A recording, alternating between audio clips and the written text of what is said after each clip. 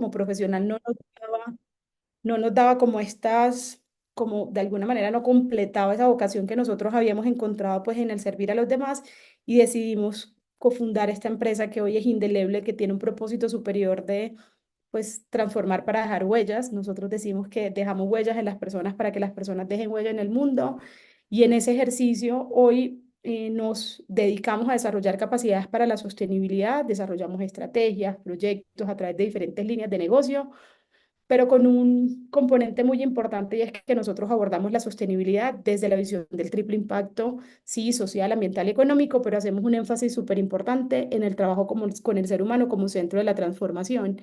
Y es que nosotros entendemos que esto de cuidar la sociedad y el planeta, pues pasa porque los seres humanos tengamos las capacidades para hacerlo y a partir de ahí construimos pues un modelo de negocio de impacto que ha logrado impactar a más de 51.000 personas desde el 2014, desde que nacimos en todos los departamentos del país, con más de 51 clientes y aliados, con unos indicadores que aquí no están todos y ahora los vamos a ver a detalle un poquito porque quiero compartirles también cómo lo hacemos al interior, medir cosas como cómo nuestros proyectos aportan al desarrollo territorial ha sido de nuestras grandes preguntas.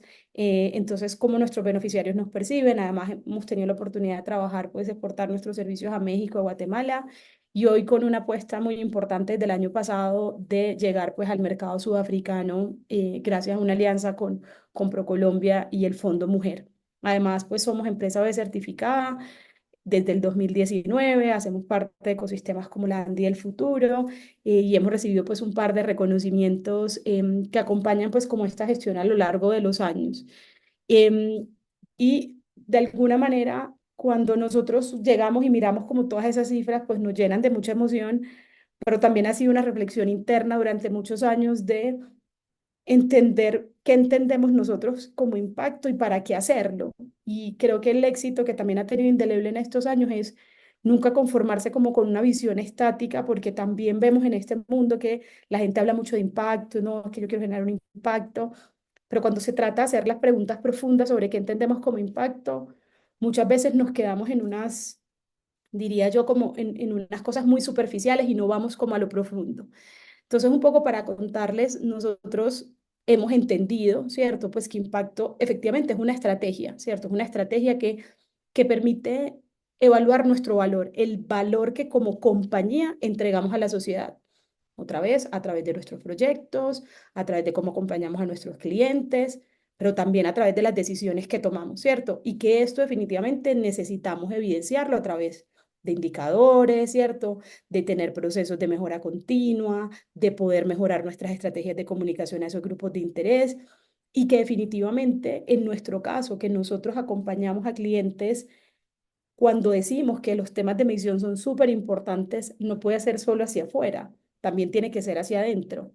¿Por qué? Porque es un ejercicio de transparencia, ¿cierto? También de reputación, de confianza hacia esos grupos de interés externos, pero también interno. Entonces, por eso nos hemos metido en el reto de poder empezar a medir qué es lo que hacemos y cómo lo hacemos. Y hemos definido como 6 puntos que para nosotros son súper importantes cuando una empresa decide apostarle a estos temas de medición de impacto, ¿cierto? Otra vez, desde el core de su negocio. Lo primero, definitivamente, y me imagino que mis compañeras lo dirán, es uno cómo define un buen estándar o una metodología de evaluación, que creo que es súper, supremamente retador. En nuestro caso, y lo que nosotros decimos, siempre debe responder a la propuesta de valor del negocio o de la iniciativa, porque también vemos que en este mundo de tantas metodologías de evaluación, pues como que hay unos que se pegan más y otros menos, diría yo, muy costeña de mi parte. Claro que uno dice, suenan más o mucho más famosos, ¿cierto? Todo el mundo quiere aplicar ciertas metodologías, pero realmente eso beneficia a la iniciativa, en nuestro caso, a nuestra propuesta de valor. Nosotros definimos la evaluación de impacto B, pues porque somos empresa B, y creemos que ha sido una gran herramienta para empezar a dar como pasos en la dirección de cómo medimos pues como el impacto que tenemos como empresa. Lo segundo es construir unas herramientas de recolección de información, ¿cierto? Definir qué tipos de datos necesito, qué tipo de instrumentos de recolección y un punto súper clave que es unificar conceptos. Nos pasó mucho que cuando nosotros nos certificamos por primera vez, para de pronto los que no conocen tanto la evaluación de impacto, uno necesita cumplir un puntaje, en ese caso eran 80 puntos, y luego a los 2 años tú te tienes que recertificar y tienes siempre que aumentar, pues como en puntaje. Y resulta que nosotros, no sé, tenemos un indicador de rotación de personal, ¿cierto? Nuestros colaboradores, tipos de contrato, pero la evaluación de impacto se llaman temporarios. Entonces, trabajadores temporarios y entonces para ellos el medio tiempo es una cosa y los consultores independientes son otra cosa y eso nos crea un conflicto interno en la primera recertificación impresionante porque no entendíamos el lenguaje que estábamos utilizando en la metodología y cuando veíamos los datos no era que no los tuviéramos, era que no estábamos bajo el mismo concepto. Entonces aquí la recomendación siempre para nosotros, para una empresa, es unificar conceptos con esa metodología o ese estándar que se defina de evaluación para que sea también más fácil para el equipo. Lo tercero, medir lo esencial. En este mundo de los temas de medición de impacto, mucha gente quiere medirlo todo porque, claro, también hay un ejercicio, siento yo, de presión del ecosistema, de las compañías, de los fondos, de que efectivamente se puedan mostrar resultados frente al impacto que estamos generando en los grupos de interés en general. Pero yo siento que en el caso de las empresas y en una empresa pequeña como nosotros, pues no podemos enfocarnos en todo porque tenemos que sobrevivir y enfocarnos en el negocio, pero es súper importante que podamos centrarnos en los indicadores que reflejan nuestro propósito y el valor real. Ese indicador que yo les decía que el 96% de nuestros beneficiarios piensan que los proyectos de Indeleble aportan al desarrollo territorial es de nuestro propósito. Entonces yo voy a hacer un esfuerzo adicional sobre eso. Claro, también las tasas de recompra y demás que ya las vamos a ver, pero siempre hacer un esfuerzo sobre qué es el indicador que refleja el propósito o el valor que yo genero en la sociedad. Lo cuarto, involucrar al equipo. Definitivamente, en nuestro caso en Indeleble, nosotros que somos un equipo pequeño, imagínense lo que significa para una empresa pequeña recoger toda esta batería de indicadores, de todos los datos, de los proyectos, las evidencias y demás. Entonces, si esto no nace de una conversación interna, una reflexión compartida otra vez sobre qué es el impacto, si eso sí genera impacto, si pongo esos datos o no, ustedes no saben las discusiones internas que nos damos sobre Gina, no tenemos esa lista de asistencia, no va, pero sí hicimos el proyecto, sí, pero no hay evidencia. Pues cierto, o sea, hay que ser como muy rigurosos en la información, pero esto es de conversaciones compartidas, ¿cierto? Todos quieren ver sus datos en el reporte de gestión, pero creo que es súper importante que podamos como tener esa reflexión sobre qué es lo que queremos medir y cómo lo vemos realmente como en el valor que entregamos a nuestros grupos de interés. Lo quinto, y creo yo que es de las cosas más importantes, es ir más allá del cumplimiento un poco con la visión de se reporta lo logrado, pero también lo que aún podemos mejorar, y ahorita lo conversábamos antes de entrar a este espacio. Muchas veces los resultados no son, muchas veces eso que nosotros queríamos al final no resultó, pero ¿por qué nos da miedo reportar y hablar de lo que estamos en plan de mejora, de eso que aún no hemos alcanzado, pero lo que quisiéramos alcanzar? Entonces uno encuentra reportes de gestión, en nuestro caso, en estos temas de evaluación, no hablemos de esa, no sé, de la huella hídrica, porque resulta que en vez de disminuir, aumentamos. Sí, no está mal. O sea, es decir, es el ejercicio del negocio que requiere una transparencia con esos grupos de interés y yo creo que es súper importante como el ejercicio de transparencia y para nosotros es súper importante y ha sido un principio en estos temas de medición. Y lo último es narrar con sentido. Los datos importan, pero la historia que los conecta es la que inspira. Y creo que nosotros tenemos un gran reto a los que trabajamos en estos temas de medición, de usar lenguajes sencillos, claros y hablarle al grupo de interés, ¿cierto? Si yo estoy trabajando un proyecto con comunidades indígenas o con comunidades campesinas, el reporte de la evaluación al final, cuando devuelvo a la comunidad, tiene que ir en su lenguaje.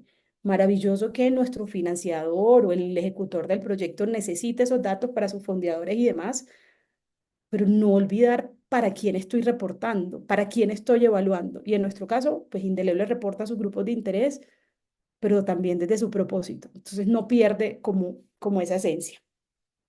Entonces, ¿qué estándar utilizamos y por qué ha sido también tan importante para nosotros que también hacemos reportes de sostenibilidad para las empresas? Nosotros utilizamos la evaluación de impacto B.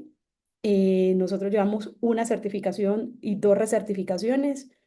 Otra vez, la certificación nos demoró 2 años, la primera recertificación 7 meses, la, la segunda recertificación lo sacamos más o menos en 3 meses, estamos todavía en evaluación, ahora nos toca enviar todas las evidencias y demás, y ahora tenemos nuevos estándares como en nuevos estándares P que estamos en proceso de quién es la certificadora y demás, pero esto cada vez se vuelve más exigente y eso requiere que la empresa esté preparada y que los proyectos que ejecutamos también tengan una recolección de información que responda a estos estándares. ¿Listo?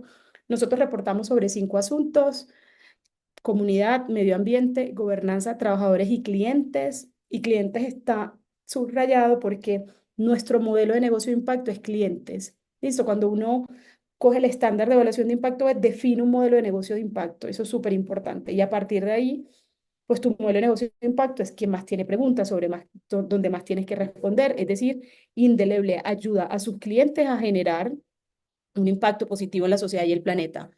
Entonces aquí también hay una doble responsabilidad, porque y es indeleble lo que hace a través de sus clientes y esos datos también son súper importantes de recolectar. Entonces siempre hay una negociación entre cómo recolectamos la mayor cantidad de información que genere valor para nuestros clientes, pero también pues para Indeleble per se como compañía. Y eso también es un mensaje súper clave.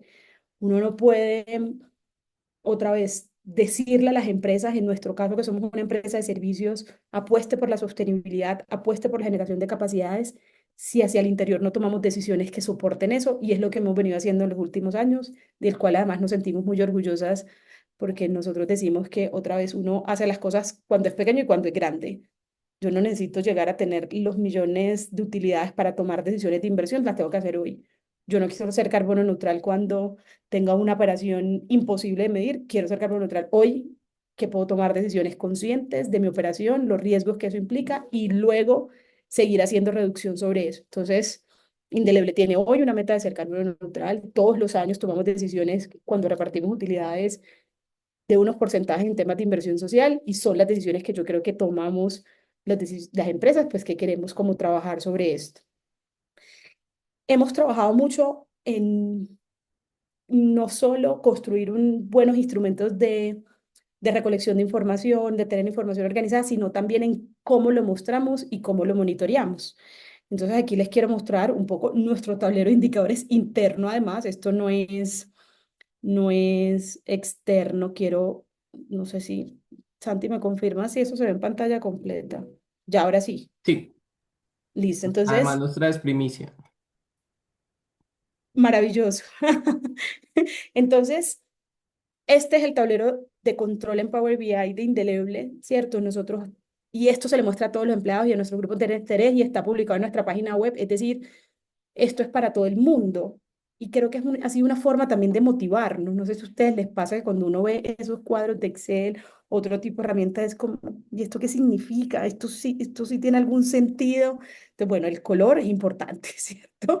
En nuestro caso, nosotros reportamos análisis financieros pues, de proyectos. Siempre, ojo aquí que es súper importante, como nuestro modelo de negocio de impacto es clientes, yo siempre tengo que tener la información de mis clientes, ¿cierto? Entonces cómo aportaron, cuánto me ingresó de eso, pues obviamente la rentabilidad de cada uno y demás, pero ya van a ver más adelante cómo interactuamos con esta data. Entonces, bueno, los temas financieros, estos son de proyectos, no voy a tener aquí, estos también son temas de análisis financieros.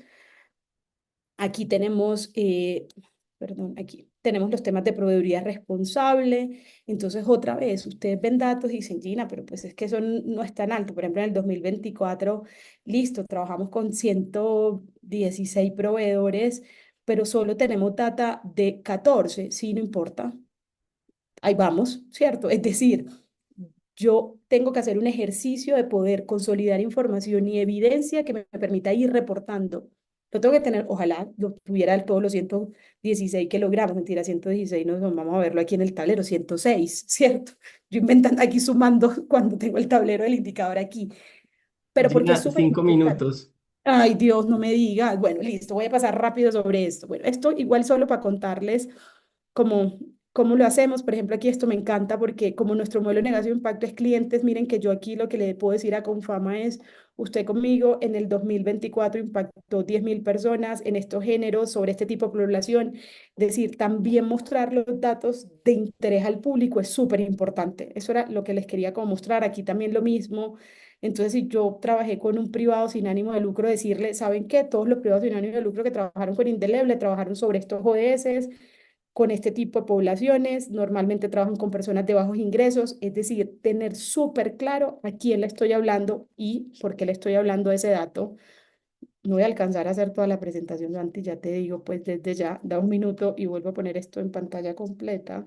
Ahí podemos negociar otros 2 minuticos. Ay, bueno, gracias. Perdón, a ver, esto porque no está en pantalla completa. Ya. Bueno, esto como en un ejercicio como de contarles un poco lo que hace Indeleble.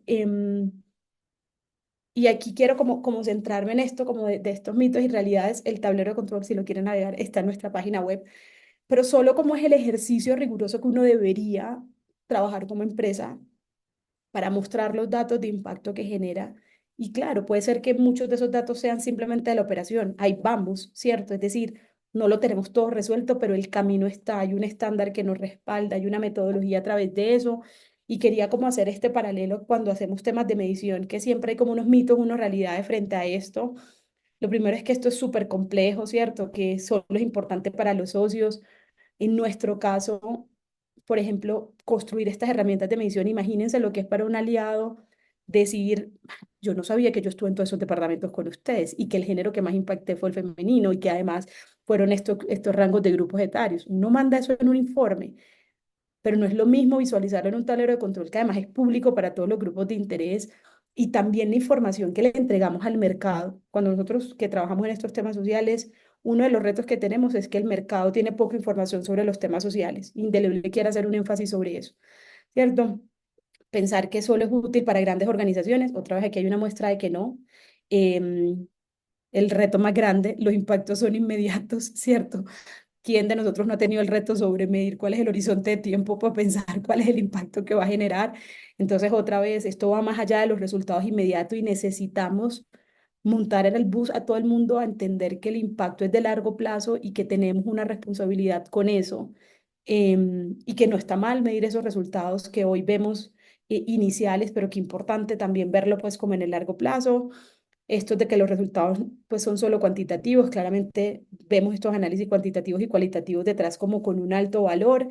Bueno, y aquí les traía un poco pues como algunas metodologías que estoy segura que van a revisar con mis compañeras, pero que Indeleble usa para los temas de medición de impacto para sus proyectos, ¿cierto? Nosotros acompañamos a organizaciones a ejecutar proyectos, nos encanta la teoría de cambio, también todo un reto en esos horizontes de tiempo, pero sabemos que aquí hay una construcción de una metodología que genera muchísimo valor y que como cuando estamos conquistando, ¿cierto? Porque esto también, la cultura de la medición requiere que seamos, ¿cómo diríamos? Como sexy frente a cómo nos aproximamos a nuestros aliados.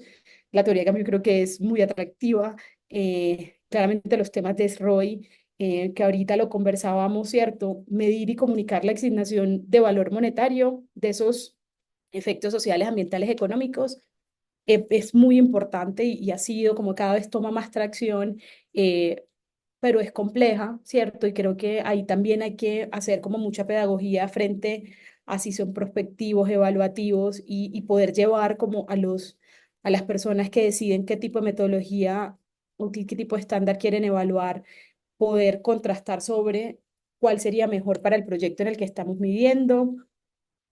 Traje marco lógico porque yo siento que a veces le restamos como importancia y decimos, no, pues es que son solamente los resultados y ya. Yo creo que con marco lógico se pueden hacer muchas cosas. Además, hay un valor enorme detrás de que muchas estrategias de cooperación cuando uno busca proyectos tiene metodología de marco lógico y yo creo que es muy valioso para poder llevar e incorporar a nuestros proyectos las estrategias de medición y aquí ya para finalizar, como un poco como la reflexión, ¿cierto? Que tenemos todos en este ecosistema de los que nos gustan los datos y poder ser rigurosos con la información y es, yo creo que tenemos varios retos. La primera es esa fiabilidad de los datos y las fuentes de información, definitivamente de dónde viene y les decíamos ahorita, es que si no hay evidencia, uno no podría reportarlo y ahí todos los que hacemos parte de estos ecosistemas, como la ética también es súper importante en estos temas.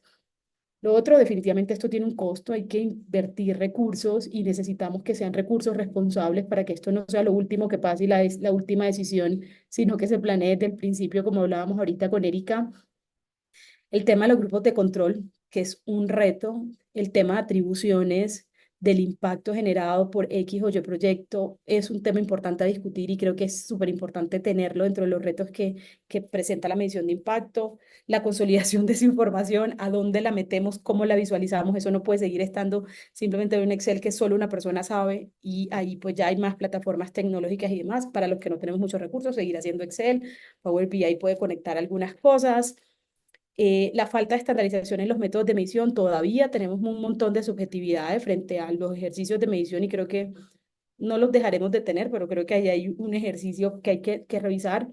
Lo que hablaba ahorita, comunicar de acuerdo al contexto de los stakeholders, no es comunicar lo que yo quiero, no es lo comunicar lo que yo entiendo, es comunicar lo que tengo que hacer a mi grupo de interés, y la parametrización y definición de indicadores, ¿cierto? Dejar un poquito de lado de la subjetividad, de dónde me traigo ese indicador, quién lo soporta, quién ya lo investigó y un poco dejar de inventarnos cosas que creemos que podrían funcionar cuando hay un montón de indicadores que ya están aprobados, validados y demás, y sobre eso, como sector, aportarle mucha más credibilidad, pues, como a los temas de medición de impacto.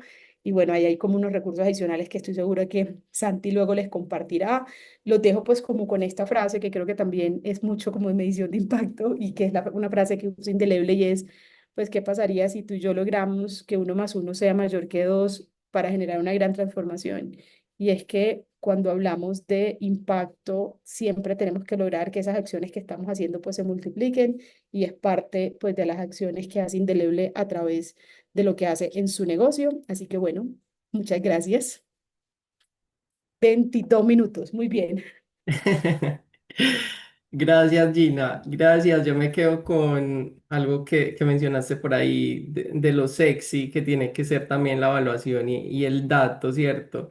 Que usualmente decimos como no, o sea, no hay manera de mostrarlo, o esto no dice, y es como realmente lo vemos sexy. Y ahorita vamos a hablar sobre eso más adelante. Y bueno, siento que fue una presentación bastante sexy hasta ahora.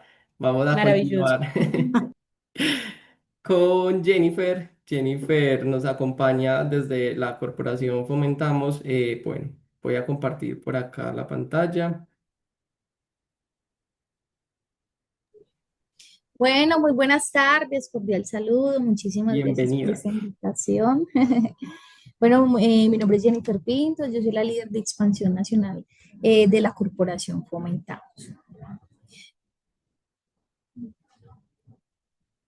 Ok.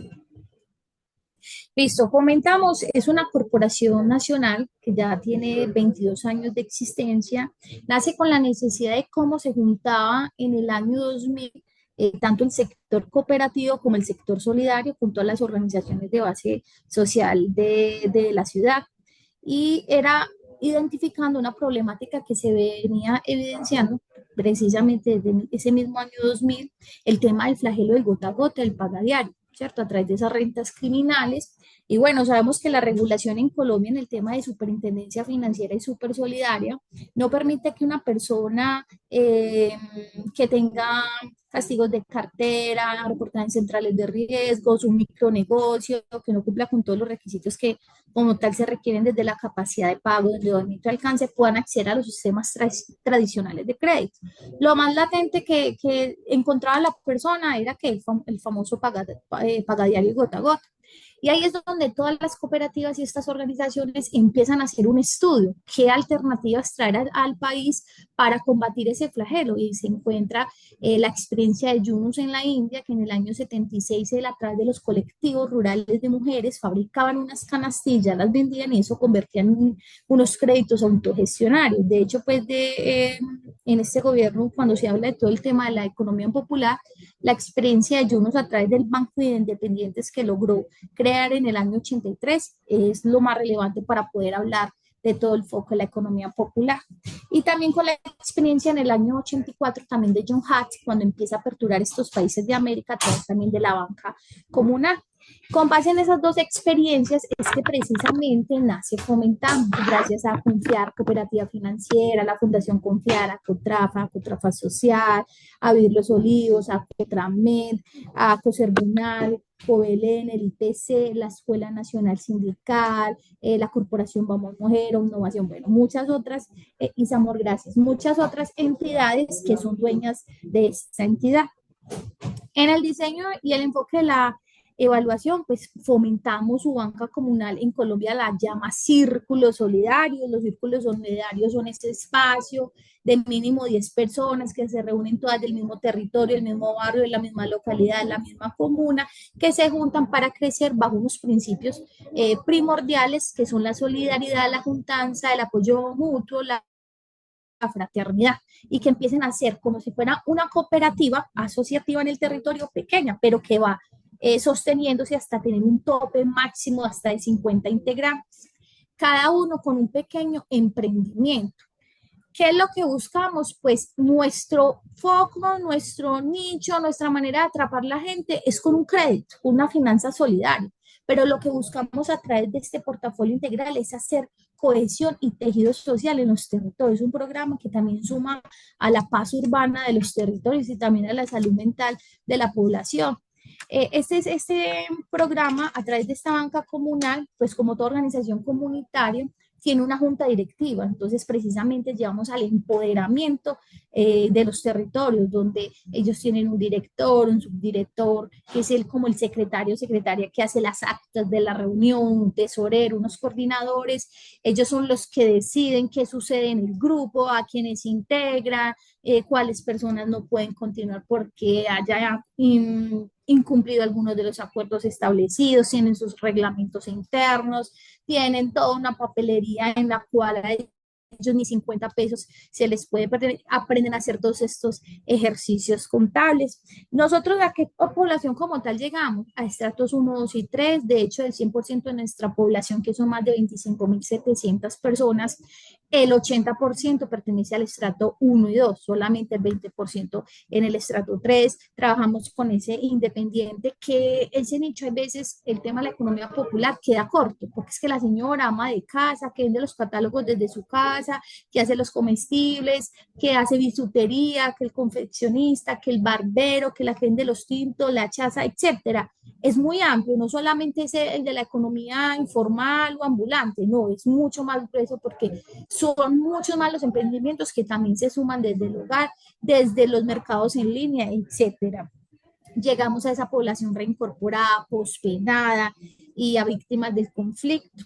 Nosotros en el diseño y en el enfoque, pues también medimos esta evaluación a través no solamente de ese empoderamiento que se hace en el territorio, sino también de un acompañamiento, de una formación que brinda un profesional de Fomentados. Yo les decía, aquí hay un gancho, y el gancho es que un crédito, pero resulta que es un portafolio integral, porque se les da ahorro, como dice Confiar, enseñarles a ahorrar con paciencia, a gastar con parsimonia, se les da previsión, se les da acceso a la educación superior con dos universidades, que es la Marco Fidel Suárez y el Politécnico Gran Colombiano, para que ellos puedan acceder, nuestros socios, como les denominamos, o sus familias, en primer grado con sanguinidad, a la educación superior, la técnica, tecnología, pregrado y hasta posgrado.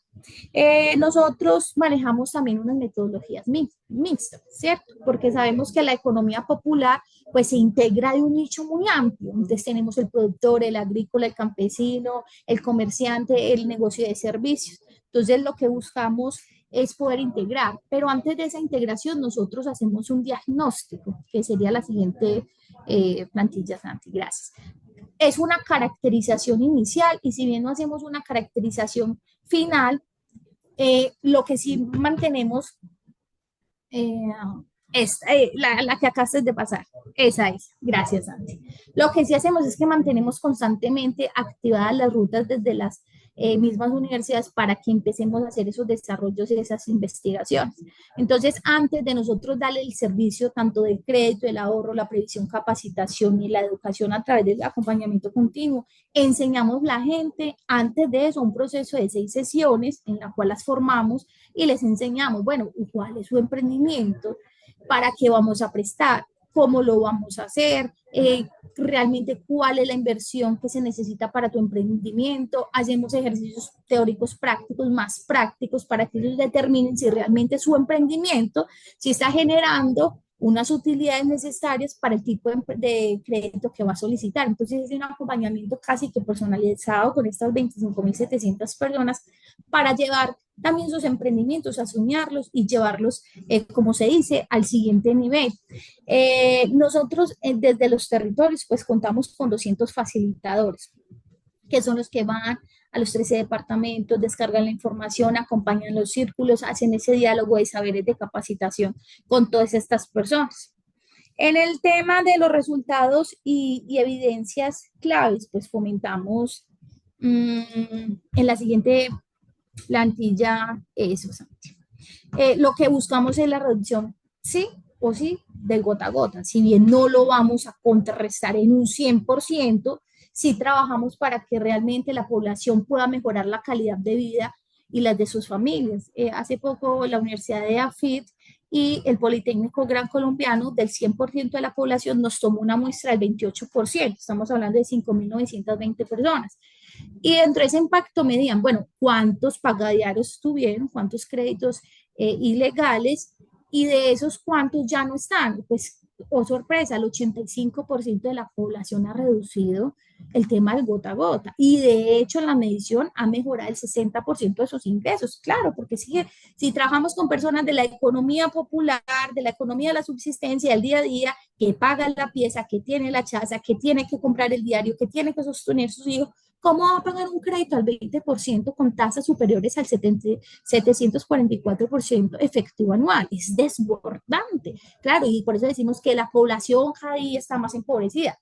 Obvio, si lo estamos tirando desde la exclusión a ese crédito informal, entonces sí amparamos precisamente este tejido social en los territorios. También la población pospenada y reincorporada es un ejercicio muy importante, porque empezamos con el Ministerio de Justicia y Paz en Casa Libertad en Bogotá, con 7 grupos de pospenados. En estos momentos ya vamos en casi 100 beneficiarios, que algunos todavía tienen casa por cárcel, y les damos esa inclusión porque tienen unos emprendimientos que necesitan seguir capitalizando, pero cuando van al sistema tradicional no encuentran el apalancamiento para ese emprendimiento. Entonces les seguimos dejando a las rentas criminales pues la administración de los emprendimientos en el país. Entonces sí buscamos poder llegar a ese nicho de mercado. Ahorita empezamos a trabajar con la cárcel La 40, precisamente en Pereira, con también población pospeinada y familia de los internos en el tema de también la inclusión financiera para potencializar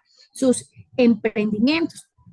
Nosotros acá, pues, también contribuimos al tema de la paz urbana, ¿cierto? Porque no es lo mismo esos chicos que en su momento estuvieron en las bandas, pero resulta y sucede que empezaron a hacer todo ese proceso de reconciliación, pero fue a la banca tradicional porque montó un emprendimiento y nadie le palancó, pero llegó al círculo solidario y conociendo esta persona, pero cómo la cogemos y nuevamente le damos la oportunidad de que repare absolutamente su vida también desde esa finanza solidaria con esas oportunidades.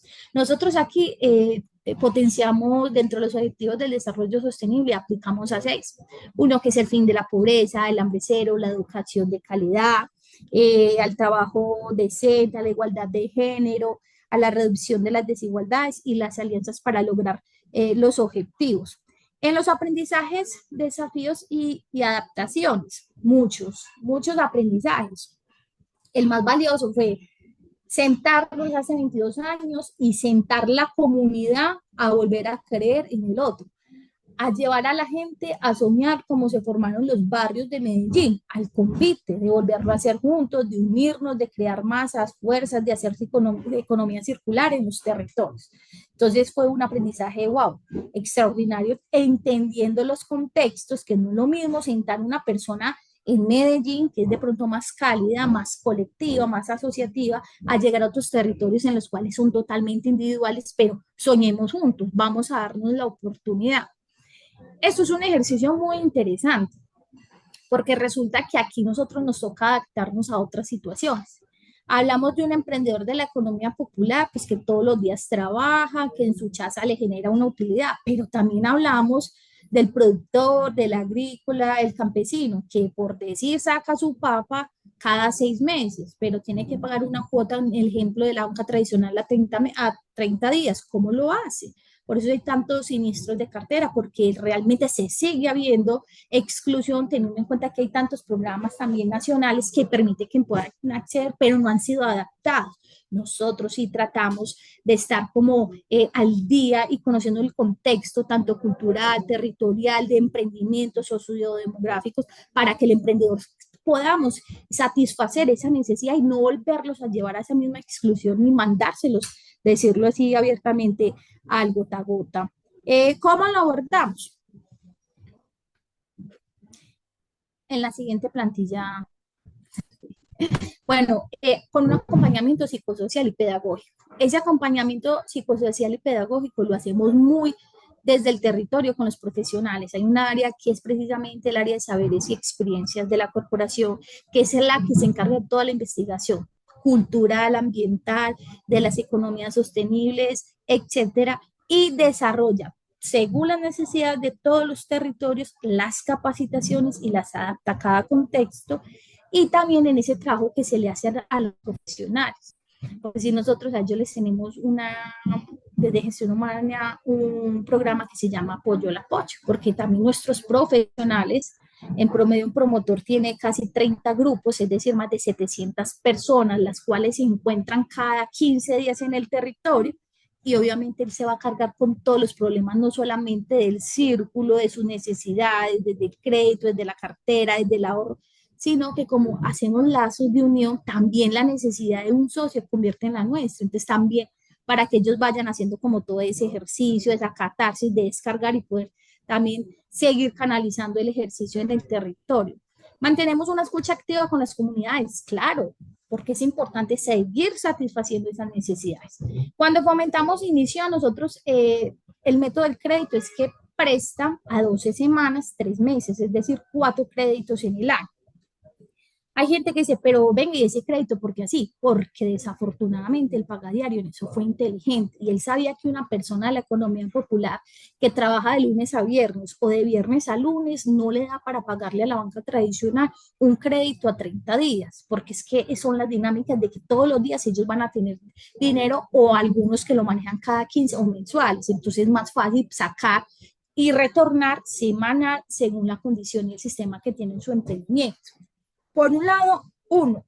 Dos, porque si una persona puede acceder al sistema tradicional, puede prestar un ejemplo, 5 millones a 18 meses, que es lo que hace el sistema tradicional en estos momentos. Pero esa persona no tiene educación financiera. Eso se le convierte en plata de bolsillo, coloquialmente. La gente se lo parrandea, se lo invierte en otra cosa, menos en el emprendimiento. O sea, se convirtió en, ¿qué? En un problema. Se sobreendeudó y empieza, coloquialmente real, a destapar un hueco para tapar el otro. Nosotros hemos tenido la experiencia que han llegado socios hasta con 20 y 30 pagadianos. Nos dicen, wow, pero ¿usted cómo hace? ¿Cómo sobrevive? Nosotros tuvimos la experiencia hace ya 12 años de un socio en la Comuna 3 que desafortunadamente le quitaron la vida por una deuda que quedó debiendo, y una familia en el Popular que fue totalmente desalojada, nada más por la deuda de un hijo, abuelos, hermanos, primos, todos se tuvieron que ir del mismo territorio. Entonces también son desplazamientos forzados los cuales llevan este sistema de créditos ilegales y usuras.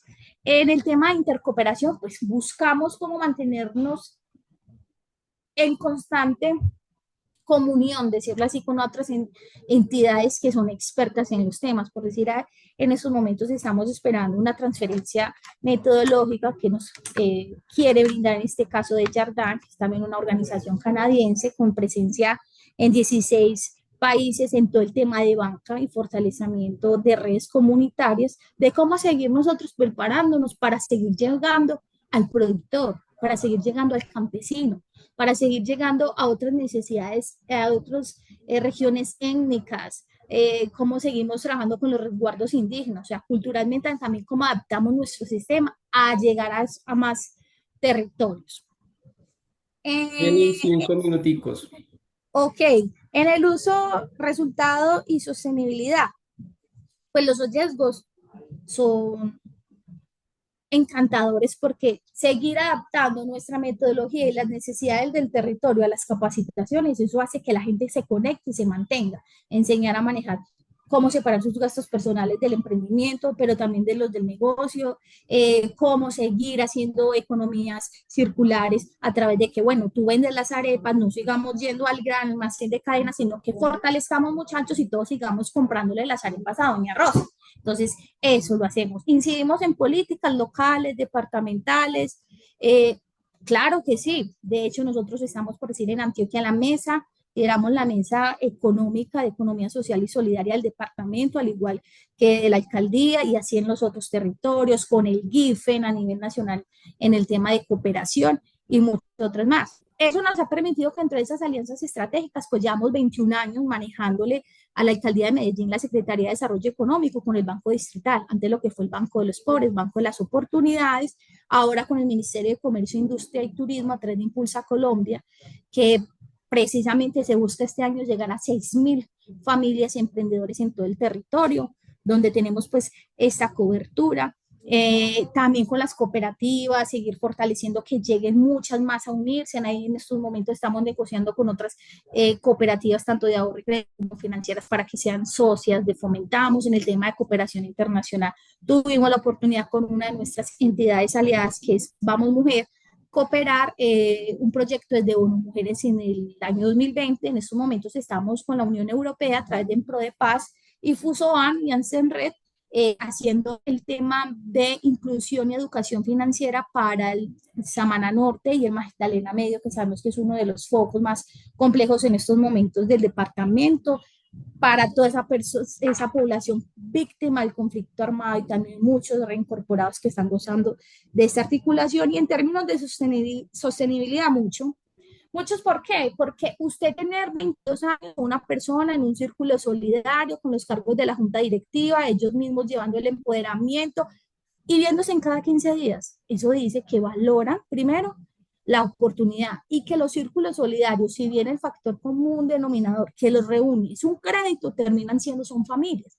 Hay socios que cuando llegaron a Fomentamos tenían un negocio pequeño y Fomentamos le permitió ir avanzando con los créditos que hace trimestralmente y pues hoy están en sistemas de crédito altos, ya en las bancas tradicionales o con las cooperativas, pero no se van del círculo solidario, porque ellos dicen, el círculo solidario fue la familia que me permitió conocer personas y salir adelante. Hemos restaurado familias. Tenemos el ejemplo de una socia que en su momento fue habitante de calle, una vez escuchó una capacitación de un círculo solidario, pidió la oportunidad y restauramos la vida de esa mujer y hoy es la lideresa del círculo solidario.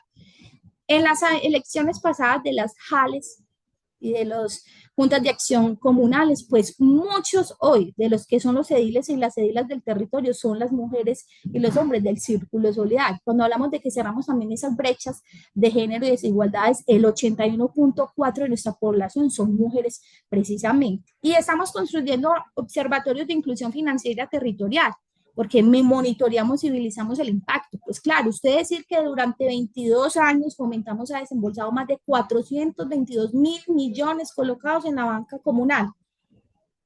Nosotros en el mes de marzo, de hecho, nos ganamos un reconocimiento nacional por Bancoldex, en la cual Fomentamos fue la entidad revelación del 2024.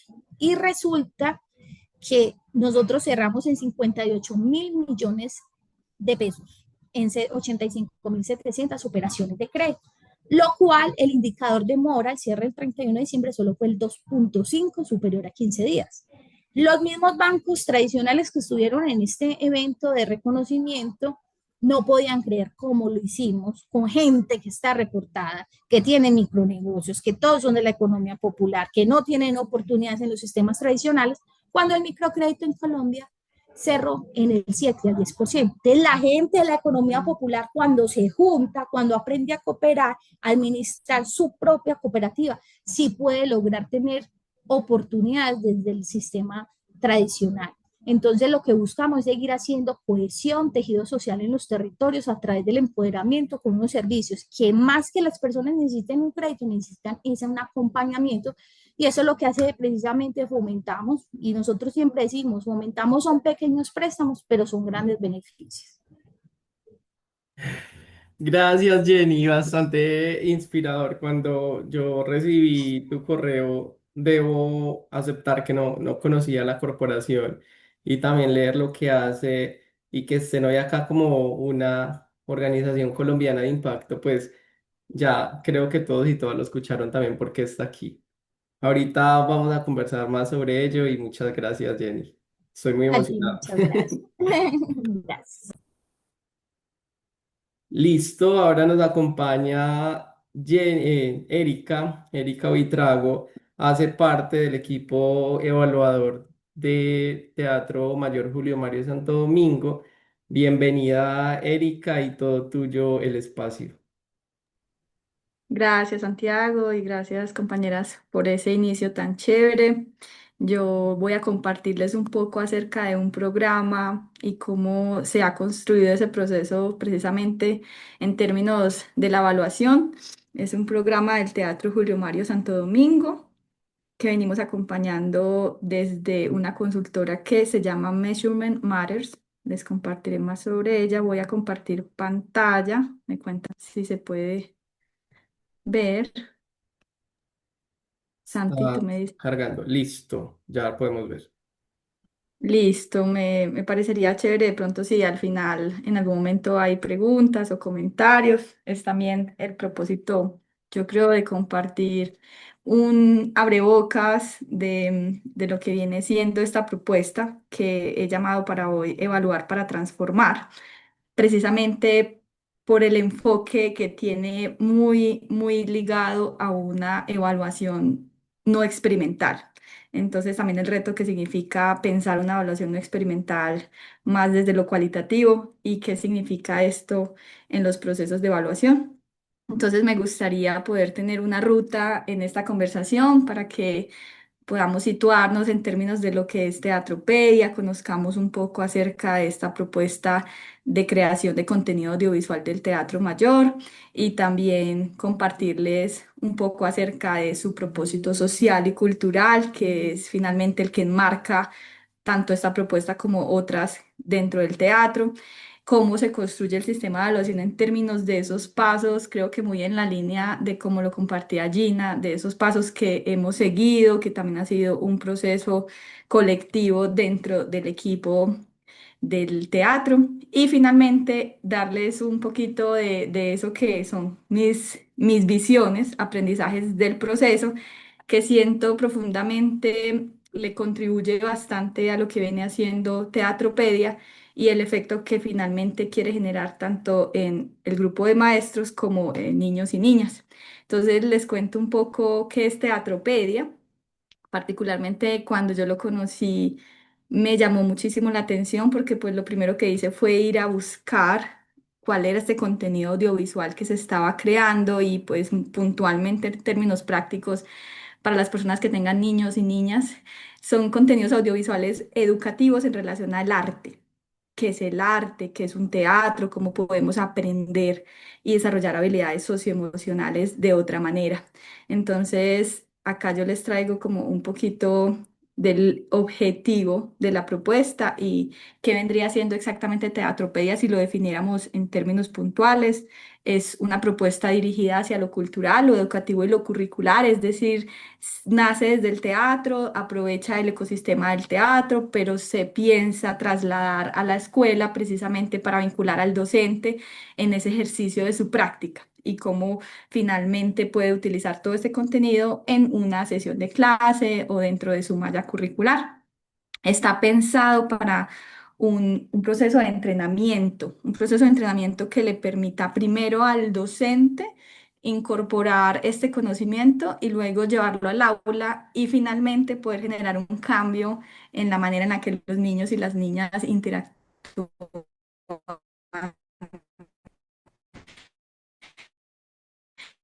con las artes, la cultura, la danza.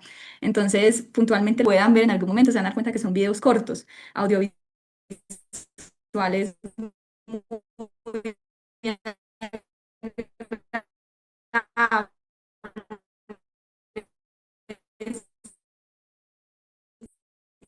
y que tienen un propósito aterrizar a la música, que sea mucho desde el cante cuando se intenta pensar en cómo medimos algo que atraviesa el cuerpo, ¿cierto? De qué manera esto puede pasar no solamente por el individuo,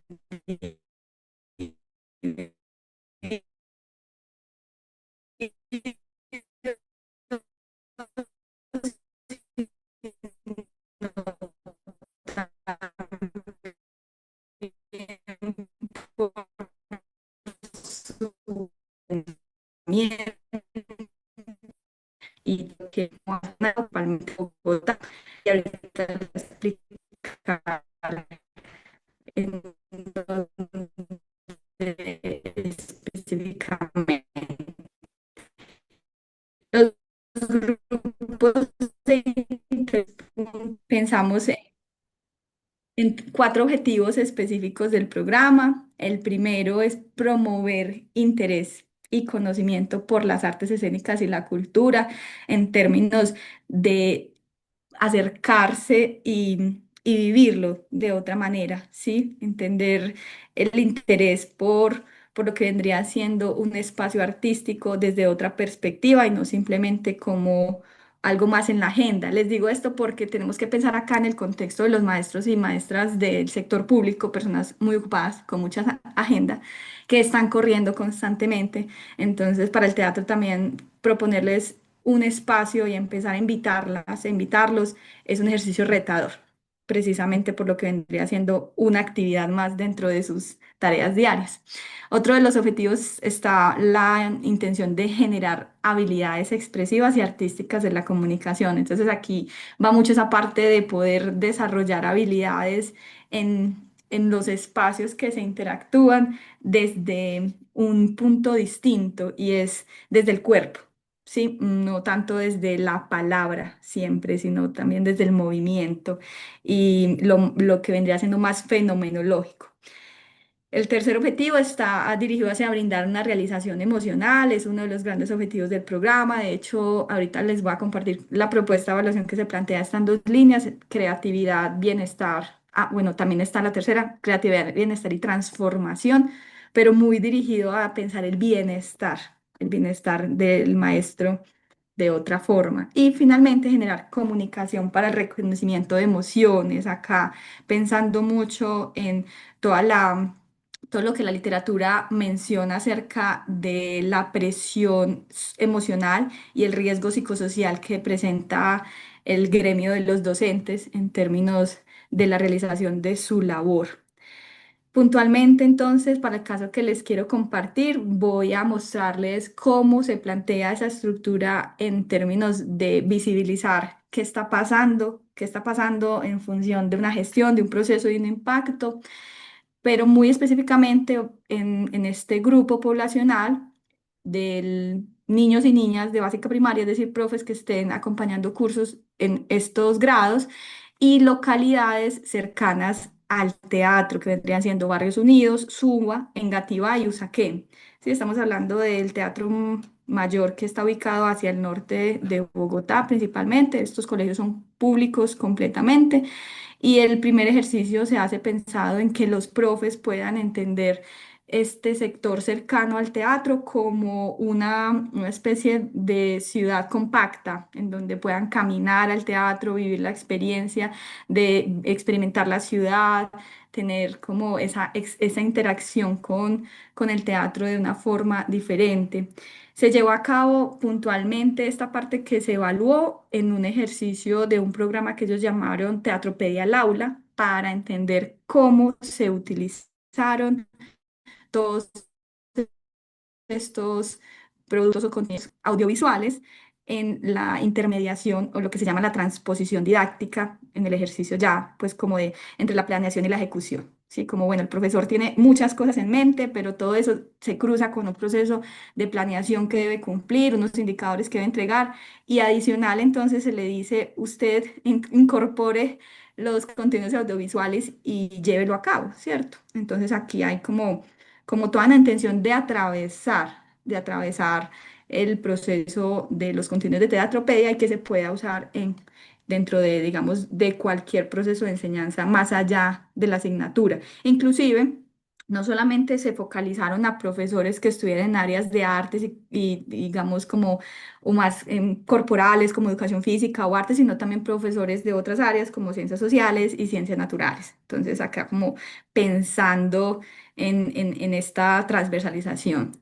Puntualmente, el análisis que les hicimos fue focalizado hacia los profes y va muy dirigido a lo que se quiere lograr dentro del teatro. Es decir, el teatro es consciente, esto les quiero como compartir de contexto, el teatro es consciente que estamos hablando de una planta docente a nivel público de más de 35.000 docentes. Sí, digamos, este proyecto es en alianza con la Secretaría de Educación Distrital, digamos, el teatro tiene varios aliados también a nivel de universidad, con la Universidad de los Andes, cooperantes como Sura, CoCrea también participa. Hay muchas personas e instituciones implicadas y parte como de lo que se quiere hacer es darle un poco la oportunidad al docente de encontrar otras maneras, otras formas de llevar su conocimiento al aula. Entonces, el problema principal que se focalizó en su momento como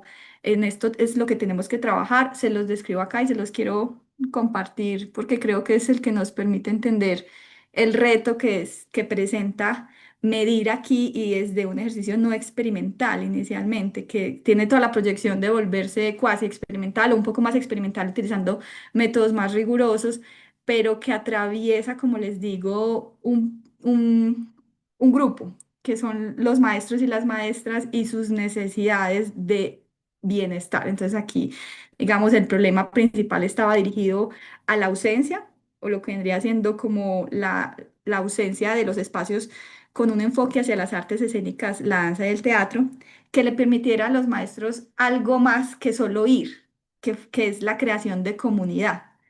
En última parte de lo que se ha evidenciado con el ejercicio es que los maestros y las maestras se sienten muy saturados, pero que cuando están acompañados, están haciendo algo por el otro, con el otro, es diferente la experiencia. En este caso, el objetivo estaba muy hacia la creatividad, el bienestar y la transformación, entonces se pensó a nivel individual, relacional y un poco más interinstitucional en términos de lo que nos permitiría visibilizar la experiencia que está viviendo, qué le está pasando a la persona en términos de lo que vendría siendo su relación emocional individual, qué le está pasando en relación con el otro y la otra, y qué le está pasando a nivel institucional cuando vuelve a su espacio académico más rígido o más estructurado.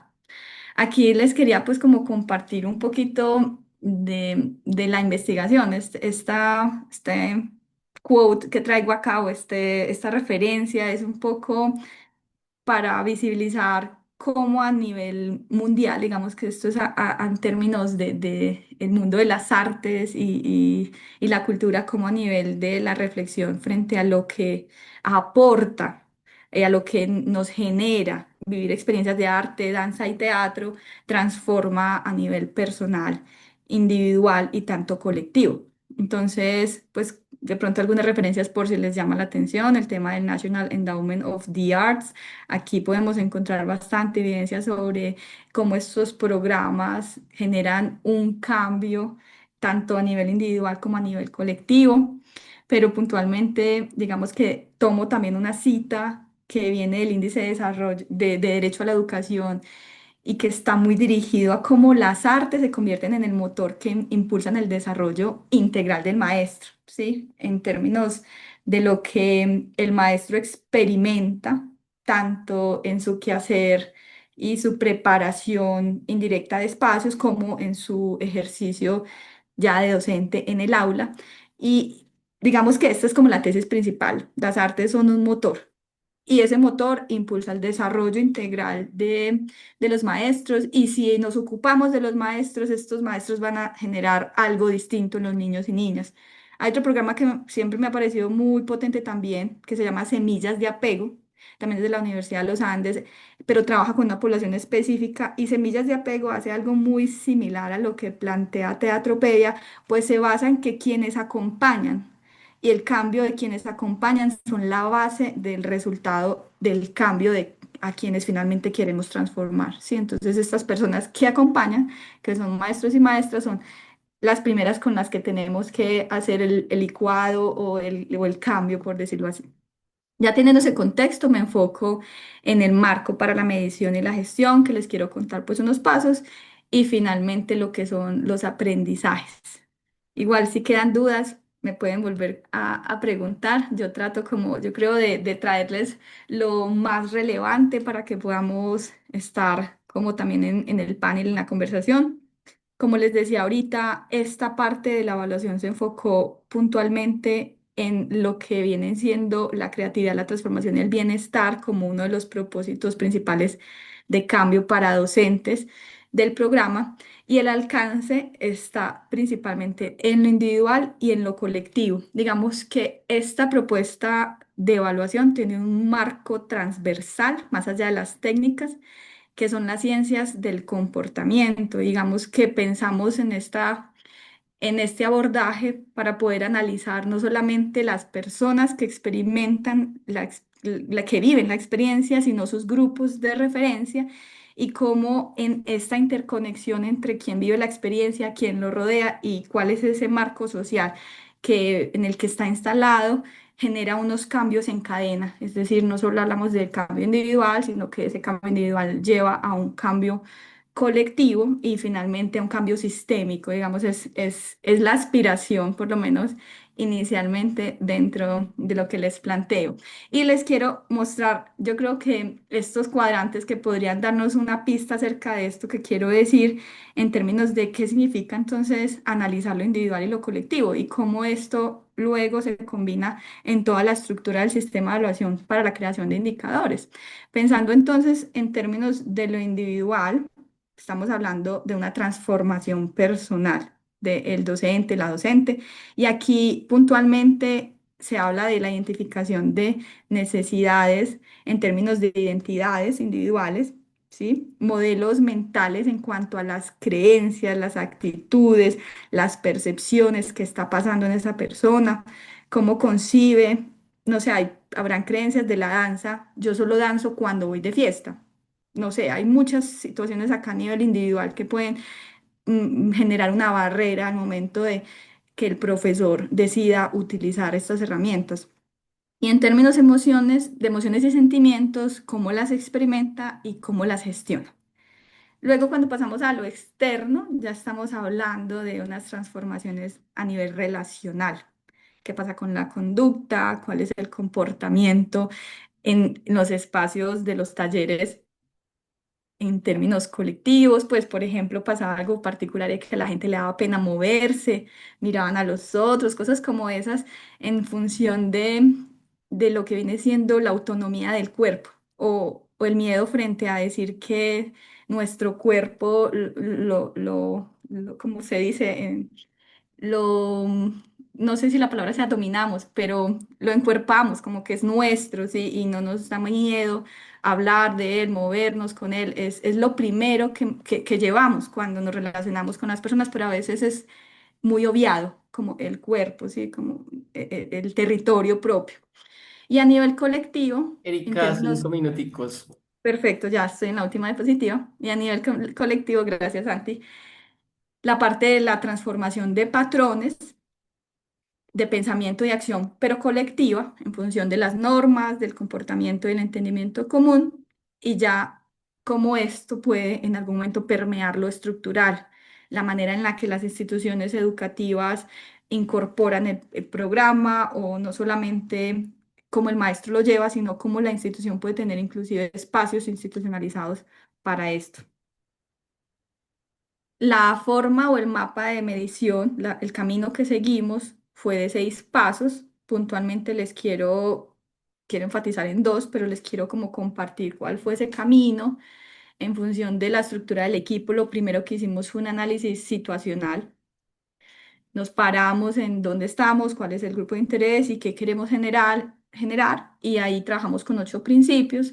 Luego hicimos el diseño del mapa de impactos. Digamos que acá con el mapa de impactos, que es un poco más amplio que la teoría de cambio en este caso, lo que tratábamos de mirar, precisamente como lo mencionaba Gina y Jenny en un principio, son esos impactos que no tienen nada que ver con el programa, como tratar de entender, listo, no solo estamos nosotros, no solo somos este programa quien está tratando de transformar esto, sino que son muchos otros que también pueden incidir.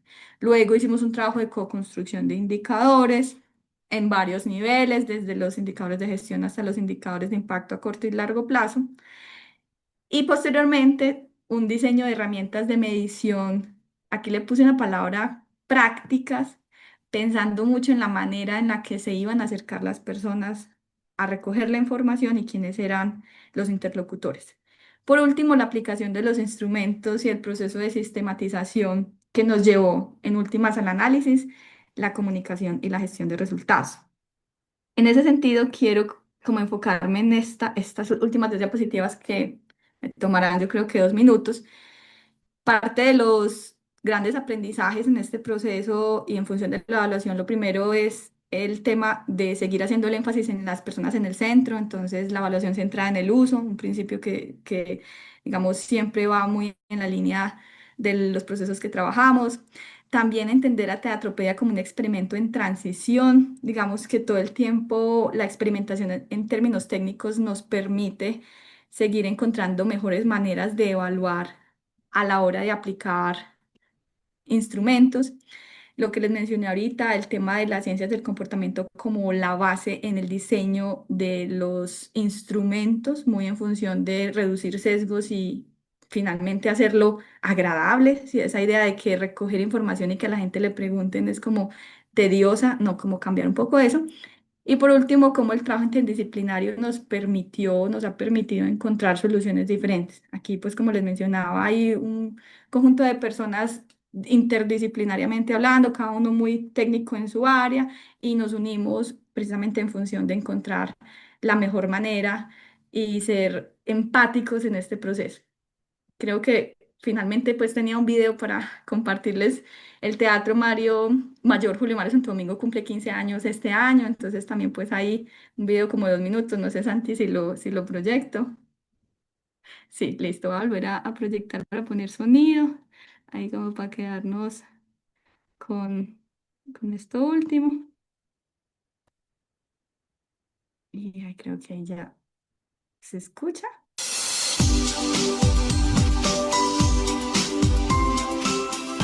Desde medios audiovisuales del Colegio República Dominicana transmite su Spot TV.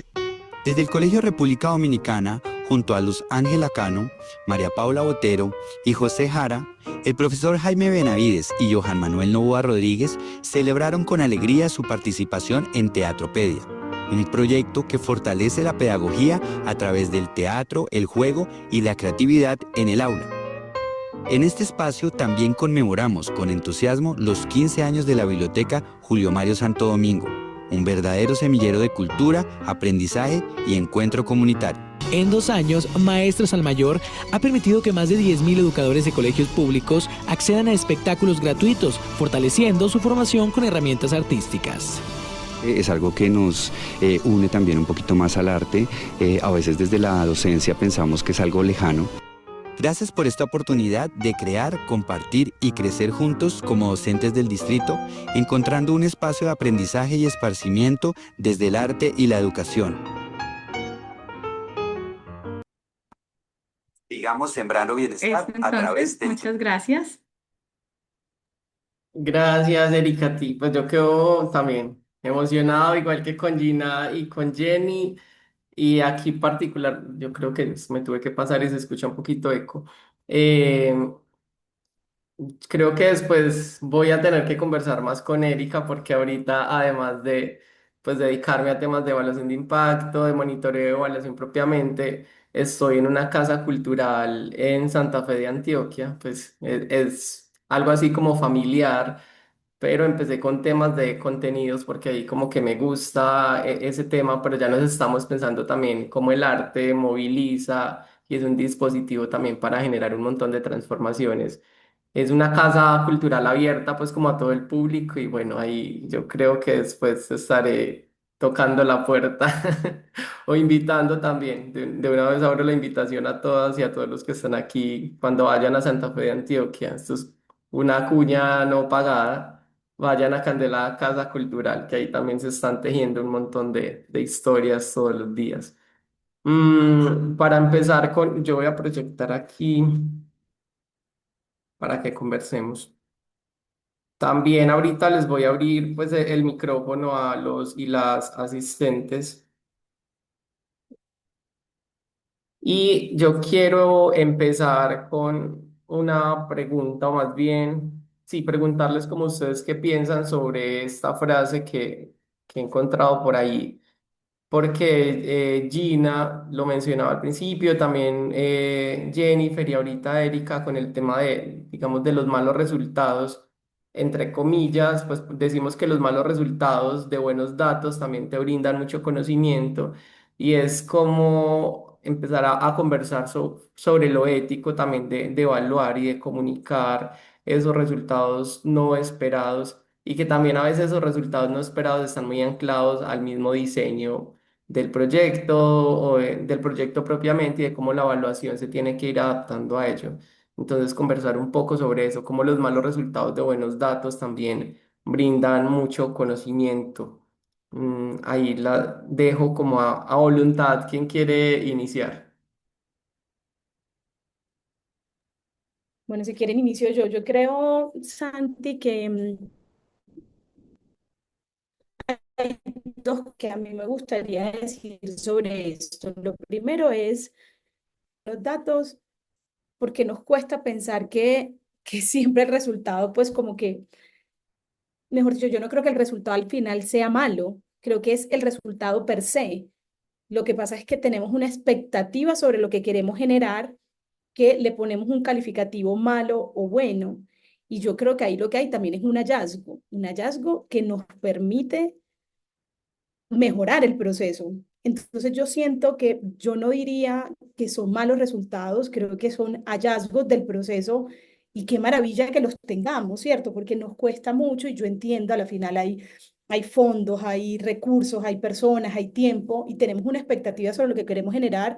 Y yo creo que si uno parte de la hipótesis de que lo que uno quiere es generar una acción positiva, pues venga, pues retémonos frente a la evaluación y la evaluación a la final tiene como resultado eso, buscar cuáles son los resultados y los hallazgos de ese impacto, pero yo no creo que sean malos, pero creo que quien le pone el calificativo somos nosotros, clarísimo. Entonces yo diría que no son ni malos ni buenos, son los resultados, ¿cierto? Dados desde una expectativa que nosotros queremos generar.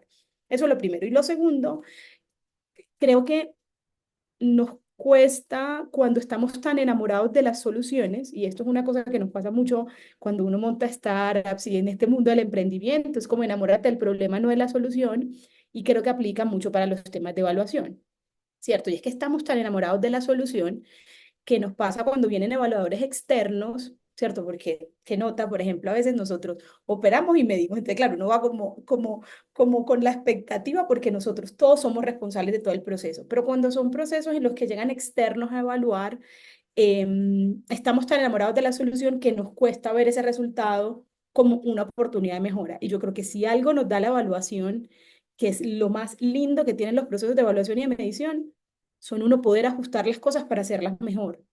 Pero como estamos tan enamorados de que el resultado salga positivo, y yo las entiendo, yo también estaba en ese lugar, es decir, esto es muy humano, perdemos de vista el propósito superior, que el propósito al final es que el impacto que hagamos siempre sea mayor, sea mejor, sea positivo, ya sea en la naturaleza, en la sociedad, lo que queramos nosotros lograr con ese proyecto, con la empresa, con lo que sea.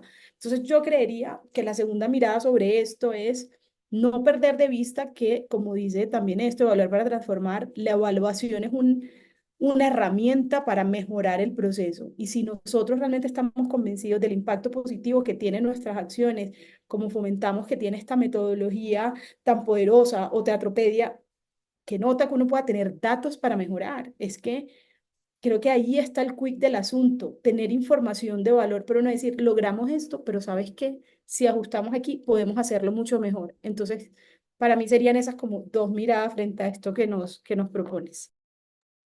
Gracias, Gina. Si no han levantado la mano, Jenny, continúo. Dale, dale. Bueno, yo siempre voy a tener una mirada muy desde lo que les mencionaba ahorita, que se llaman las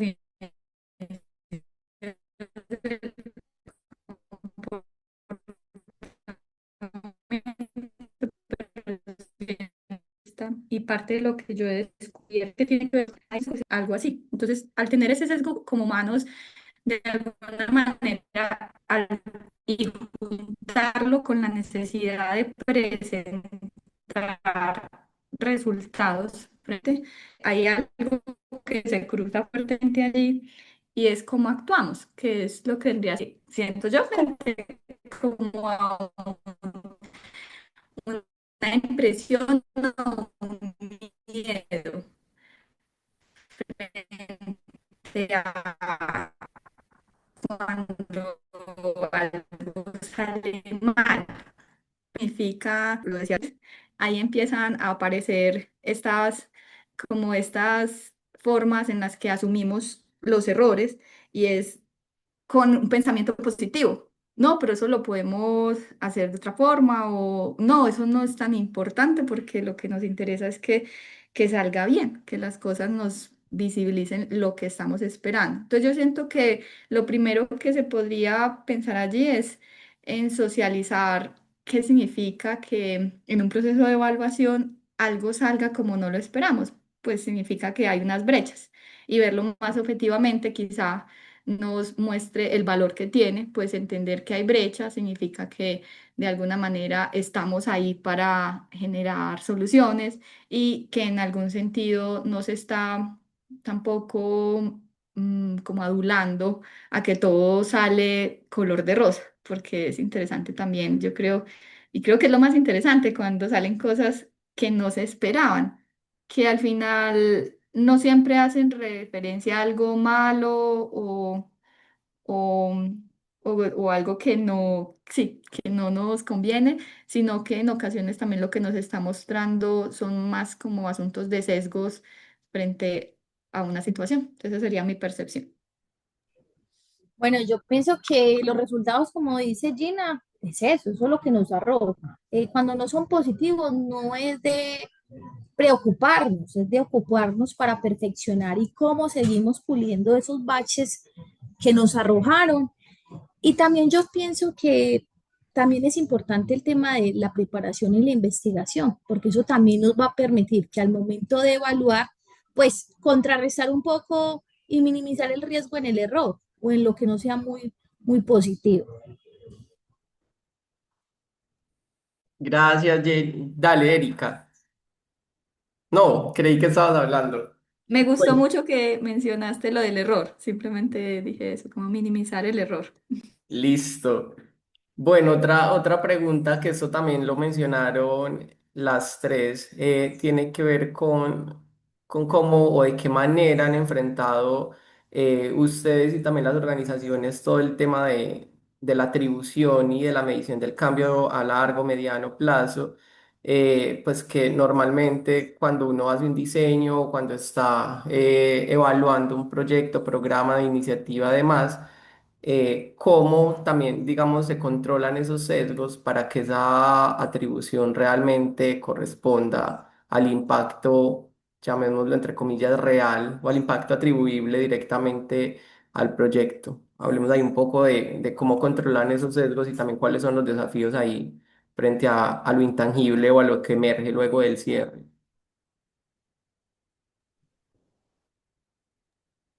Bueno, si Erika, te quieres, veo con ganas de dale iniciar. Jennifer, dale, dale. Bueno, yo pienso que controlarlo es a veces complejo. Por decir, nosotros en este momento tenemos un desafío grande. Nosotros empezamos a hacer incluso el plan estratégico del 2024 al 2027, nosotros tenemos en esos momentos 25.700 asociados. Tenemos que llegar a 60.000 en los 13 departamentos. Yo vuelvo y reitero la palabra de ahora. Hay no que preocuparnos, sino ocuparnos. Cómo seguir llegando a esos actores claves. Yo soy una de la que siento y apuesto a la intercooperación. Cómo seguir sumando esos actores claves para lograr esos propósitos y esos objetivos. Santi, no, ahí yo creo que hay muchos retos, especialmente cuando se plantea como dependiendo de qué tipo de evaluación, ¿cierto? Cuando es un proceso evaluativo que nos pasa mucho, ¿cierto? Es decir, el proceso ya pasó o está ejecutándose en el presente, todo este ejercicio de las atribuciones es súper complejo, porque si ya es evaluativo y pasó hace varios años y no tuviste en cuenta, no sé, es precisamente este ejercicio de grupos de control, creo que plantea un desafío. Nosotros nos ha pasado que cuando hablamos mucho pues como con clientes o con aliados de venga, es que yo quiero evaluar cuál fue el impacto de este proyecto y uno empieza como a desglosarle todo lo que habría que hacer para revisar cuáles fueron esas atribuciones, se salen del proyecto, ¿cierto? Porque es tan ambicioso, tú no les dices, bueno, pues, pero entonces, ¿cuál es el punto medio? Porque es que yo estoy echando para atrás y si no tuve esas precauciones al inicio del proceso cuando lo planteé, hoy que quiero revisar esas atribuciones, pues es súper complejo. Entonces, mis recomendaciones siempre ahí, cuando lo hemos hecho, es hacer un mapeo de quienes pudieron haber estado involucrados para revisar el tema de atribuciones. Hay que confesar que ahí hay muchas subjetividades y por eso también yo lo ponía dentro del ejercicio. No es completamente, pues, como ese minimizar el error que ahorita decía Jennifer, es un poco controlable, ¿cierto? Especialmente en procesos públicos que son muy grandes. Entonces ahí hay un ejercicio en el que hay un reto, siento yo, pues, como en eso evaluativo, y yo tengo una posición personal sobre esto. Y es que en los procesos sociales a mí me entra un dilema ético con los grupos de control. ¿Por qué? Porque siento que queremos evaluar muy bien y minimizar el error del resultado, pero cuando a mí me dicen, vamos a hacer entonces un ejercicio prospectivo y arranquemos desde ya en toda la evaluación, tengamos estos grupos de control en un proceso social, yo digo no. Cierto, ¿por qué me entra un dilema ético? Porque es que recuerden que aquí vamos a hacer intervenciones sociales sobre un territorio que tiene unas necesidades, y lo digo desde lo personal, ¿cierto? Esta puede ser que no sea la visión de Indeleble, pero pues aquí estoy.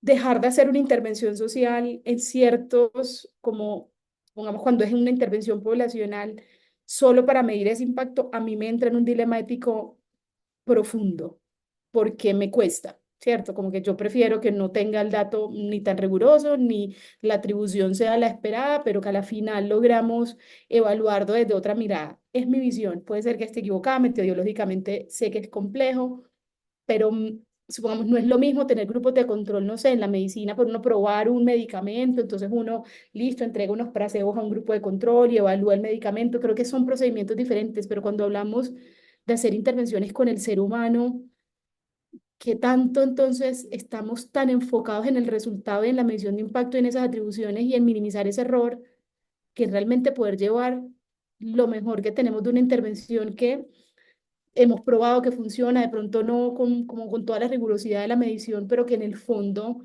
pues estas poblaciones lo necesitan? Aquí les dejo pues como el dilema ético que a mí me atraviesa muchas veces cuando a veces somos tan estrictos en esas atribuciones, que yo estoy completamente de acuerdo, eso hay que evaluarlo, pues si tampoco es que nosotros llegamos a transformar el territorio, no. Pero ojo con esos grupos de control cuando estamos hablando de intervenciones sociales, especialmente en territorios pues como muy vulnerables. No sé si puede ser controversial, me cuentan cómo lo ven. Es que bienvenida, bienvenida también toda la controversia y cuestionarnos también, eso es parte de la reflexión y el ejercicio. Ahí complemento un poco como la línea que va Gina. Siento que dentro de mi experiencia, no sé si realmente se logre controlar todo lo que queremos, pero siento que han funcionado algunas estrategias de comunicación desde que se construye, por ejemplo, la cadena de impactos, visibilizar pues como en el grupo interno cuáles son esos alcances en función de lo que se cambia con el programa, de lo que se atribuye a otro tipo de factores. También me ha funcionado el monitoreo, como que una vez teniendo esa cadena de impactos, monitorear con el equipo finalmente esto, a dónde nos está llevando y cuáles son los indicadores que nos muestran, está hacia donde buscamos o no. El diseño de instrumentos flexibles también creo que es muy en la dirección de lo que plantea Gina. Y lo último que es un poquito diferente, pero muy en la dirección pues que yo trabajo también, la rigurosidad del método. Particularmente en las ciencias del comportamiento hay muy buenas herramientas. Por ejemplo, hay unos modelos, hay uno que se llama desviación positiva, que se ha probado mucho. Hay otro que es el modelo de cambio comportamental que está enfocado hacia las capacidades, oportunidades y motivaciones. Entonces, en las ciencias del comportamiento hay una ventaja y es que el método permite acercarse bastante a lo que vendría siendo verdaderamente la brecha entre el lugar donde estamos y el impacto, que es como cuál es la distancia, y si hay distancia, pues podemos saber qué tan un cambio de largo plazo o de mediano o de corto. Entonces, ese sería pues como mi reflexión y pues realmente sí estoy muy de acuerdo con Gina también. Entonces, no me genera mi controversia, pero creo que sí es controversial, pero a mí me resuena mucho lo que ella dice. Y yo voy a poner un punto adicional y es pues como los recursos cuando uno quiere hacer este proceso, porque mira que Erika habla de un proceso pues como muy bien estructurado, donde otra vez en ese monitoreo uno necesita un equipo que esté monitoreando este ejercicio y muchas veces entonces queremos tener un montón de cosas como, mejor dicho, ser muy rigurosos en la medición, pero lo digo mucho también desde el sector privado, cuando uno plantea estos ejercicios al, a nuestros clientes les parece muy costoso, ¿cierto? Toma tiempo, entonces como que se terminan como decantando. Entonces creo que sí es súper importante, como dice también Erika, pues uno cómo construye de pronto instrumentos más flexibles o también entiende cómo esos resultados también uno no los va a comunicar de que pues, yo fui el que transformé, ¿cierto? Pero sí hay unas atribuciones y eso es supremamente valioso, porque esto también de atribuirnos el impacto de todo lo que pasa, pues eso no es real, ¿cierto? Entonces también uno como es cuidadoso con ese mensaje para que pues tratemos de hacerlo mejor con los recursos que tenemos, em, y pensar que estos temas de evaluación, especialmente de proyectos sociales, tienen pues unos porcentajes de error que son normales que se den en los proyectos y que si uno no logró tener estos grupos de control al inicio, puede hacer que efectivamente las atribuciones complementarias, pero otra vez, ¿qué es lo que queremos lograr? Pues el impacto positivo, maravilloso, ¿cierto? Como que por eso es que entro como en dualidad, como muchas veces como con el ejercicio, pero otro reto, pues claramente el tema de recursos y el tiempo que esto demora, porque también queremos medir al día siguiente, ¿cierto? Entonces, eso también es otro reto. Gracias Gina, Erika y Jenny. Yo voy a hacer una pregunta más por acá y voy a abrir el micrófono también para los y las asistentes. Vi que ahí algo estaban escribiendo en el chat, todavía no lo he visto. Pero quiero preguntar también sobre, digamos, esos aprendizajes que ustedes pueden extraer sobre las adaptaciones metodológicas que han hecho también en contextos diversos. Por ejemplo, Jenny mencionaba el tema de adaptar las metodologías, digamos, diferentes dependiendo del territorio, de la cultura, de la población también. Y no solamente, digamos, hablamos de evaluaciones cuantitativas, sino de evaluaciones cualitativas. También eso cuáles son esos aprendizajes que ustedes pueden extraer de estas aplicaciones. Ahí también hablo sobre el tema de diversidad, de equidad, género y demás, para que esto finalmente no termine siendo una acción con daños y también, digamos, desde el inicio ustedes consideran el enfoque. Yo creo que aquí me estoy yendo. El enfoque de la acción sin daño. Y eso también lo pregunto porque en una de las experiencias que tuve, pues desde el equipo de monitoreo de evaluación, cuando se diseñan instrumentos no se tienen en cuenta a veces ciertos, no sé, ciertas condiciones.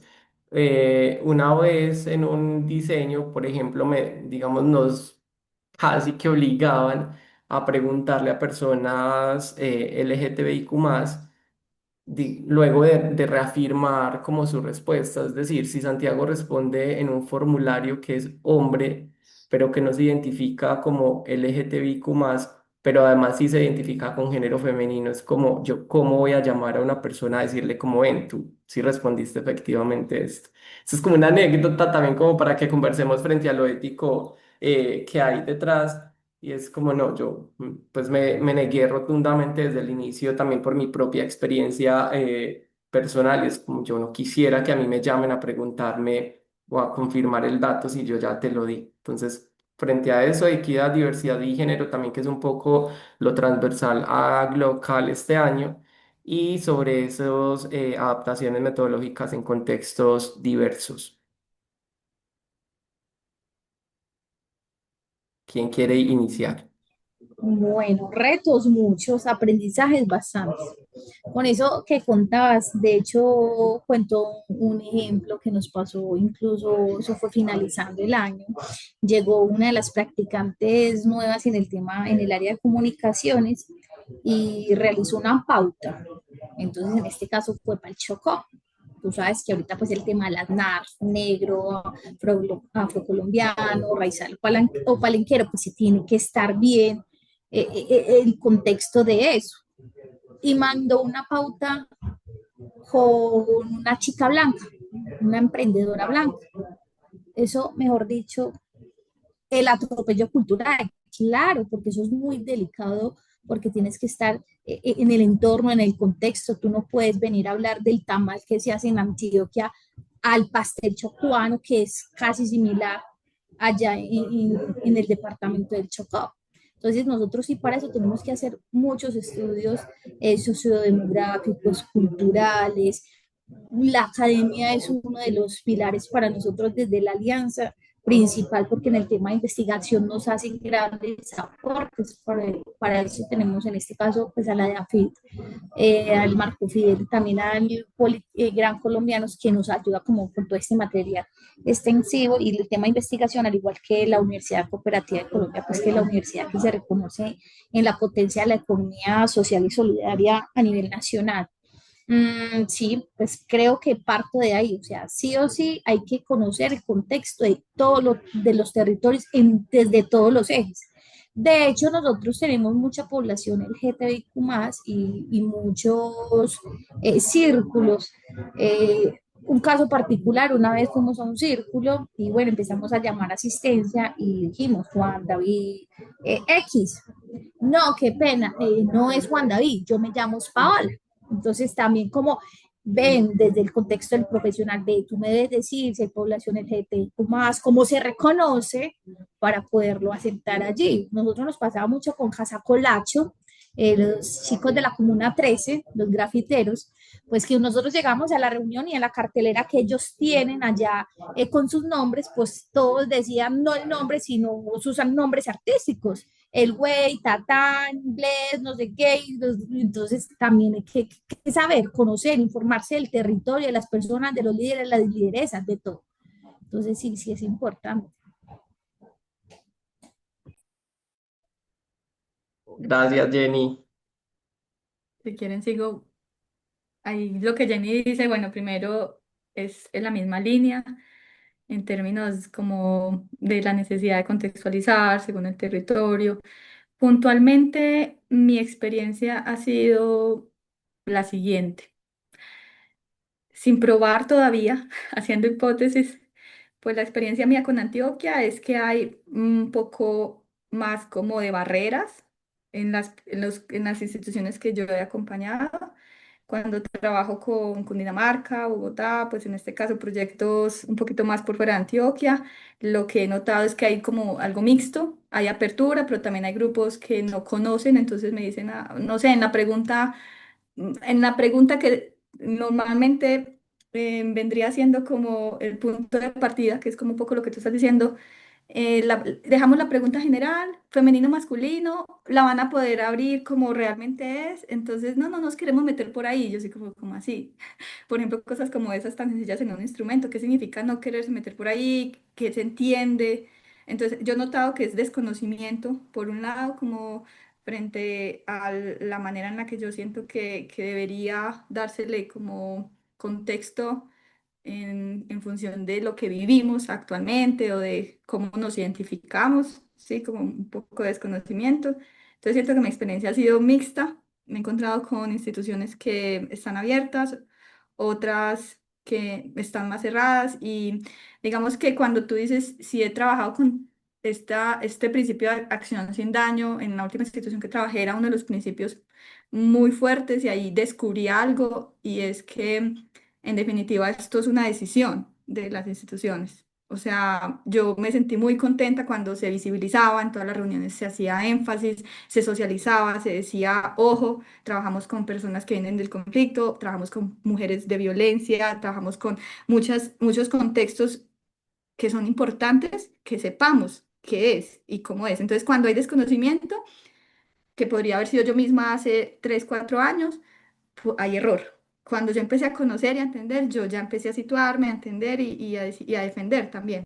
Y cambié toda mi perspectiva. Además de que me rodeo, creo que grandes personas que me han ayudado a entender, o sea, como a autorreflexionar también sobre qué se puede mejorar en esos procesos, que creo que es uno de los grandes aprendizajes que quiero como compartir acá y es la autoobservación. La autoobservación me ha permitido a mí hacerlo mejor para las demás personas, para las instituciones y permitir también que haya coherencia. Creo que eso era como lo que quería decir. Bueno, y yo pues me uno pues un poco para no repetir lo que dicen Jennifer y Erika, creo que todas como que caemos en el mismo punto del ejercicio de contexto que es súper importante y yo sumaría uno adicional que puede ser que es una estrategia casi que para esa acción sin daño y sirve mucho en estos temas de evaluación y cuando uno plantea estas rutas metodológicas de medición de impacto y es el tema de referenciación. También cuando nosotros estamos en esto, creemos que nos estamos inventando la rueda en los procesos y resulta que ya hay un montón de investigación, ya hay un montón de procesos de personas que lo han hecho y yo creo que ese es un punto clave cuando uno está planteándose desde ser una metodología de medición de impacto y es cómo hacemos una buena referenciación o cuando nos estamos planteando otra vez un impacto que queremos generar y pongamos en el proceso de teoría de cambio y luego rediseñamos y revisamos las estrategias que tenemos cómo hacemos un buen ejercicio de referenciación, así como hacen temas de mapeo tecnológico, de referenciación tecnológica, que nos permita acercarnos a procesos que ya han pasado, otra vez gente que se ha equivocado y nosotros volvemos sobre eso para poder hacerlo mejor. Y creo que ahí hay un tema pues como muy valioso que a veces nos cuesta porque además toma tiempo, pero que estos espacios además son súper valiosos para mirar qué ejercicios de referenciación hay frente a esos impactos que queremos generar y cuáles son las aproximaciones metodológicas para hacerlo. Y lo último, frente a estos temas éticos, pues como con el tema de la información, yo creo que también estamos acostumbrados a levantar un montón de data, ¿cierto? Y creo que efectivamente hay personas que no quieren responder, hay personas con estos temas de género que también son complejos, entonces creo que también hay que ser como muy respetuosos con estos temas éticos y como con la protección de la información, diría yo, y que es otro reto que tenemos con los temas de evaluación, le sumaría. em, Frente a cómo hacemos como custodia de esos datos, cómo la gente sabe para qué se van a usar esos datos y para mí supremamente importante ir a devolver al territorio la información, porque también nos pasan en muchos procesos sociales que las comunidades están cansadas de que uno vaya a preguntarle cosas. Entonces tú les preguntas, uno hace un análisis acá al cliente, bueno, el que esté financiando de pronto la evaluación y hace procesos de mejora, pero resulta que esta comunidad a la que fuiste a preguntarle nunca le devolviste la información. Nunca fuiste y le dijiste, sabes que con tu información construí esto.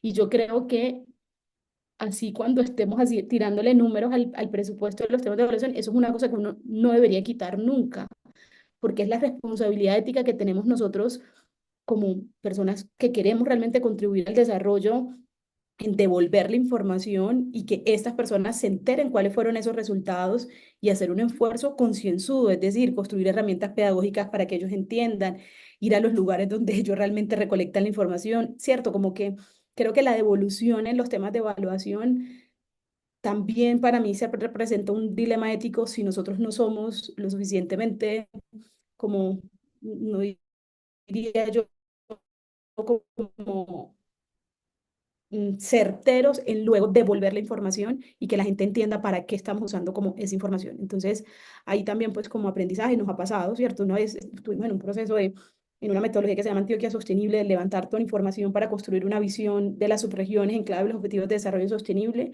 La gente decía, estoy cansada que me vengan a preguntar. O sea, no más, para qué van a usar esta información, ¿cierto? Entonces uno, no, pues esto es de muchísimo valor, pero es que hacemos mucho esfuerzo en preguntar, en levantar la data, pero cuando se trata de devolver la información, el esfuerzo es como, bueno, solo vamos a hacer un encuentro, ¿cierto? Pero para levantar la información queremos 20. Entonces creo que, ojo ahí, que creo que también es un esfuerzo muy importante y que los que creemos en estos asuntos debemos como nunca dejar de lado cuando se trata de hacer apuestas por lo que queremos hacer y no perderlo de vista, porque también para mí se convierte en un dilema ético como frente a la recolección de información cuando hacemos temas de medición. Gracias, Gina. A Jenny y a Erika, bueno, abrimos el micrófono. También ahí ya para, mientras alguien va levantando la mano si tienen preguntas, cerrar y es que también no se trata, digamos, también hay que ser muy conscientes de cuál es el dato que yo necesito, ¿cierto? Y por qué estoy levantando el dato, por qué esta variable. Y es que si el tema, si el proyecto realmente tiene un enfoque, una orientación en temas vuelvo al tema de diversidad, equidad e inclusión, ¿no? Sobre todo en diversidad o en género, es como, bueno, yo entonces sí necesito ese dato. Pero si yo estoy trabajando, no sé, un proyecto, no sé, ambiental, por ejemplo, yo para qué voy a ahondar tanto en otros asuntos de la persona y es también cuándo el dato y para qué y por qué también, el porqué de ese dato. Preguntas, no, yo creo que aquí no sé si puedo ver las manos levantadas o no hay, o en el chat. ¿Alguien tiene preguntas para Gina, Jenny o Erika?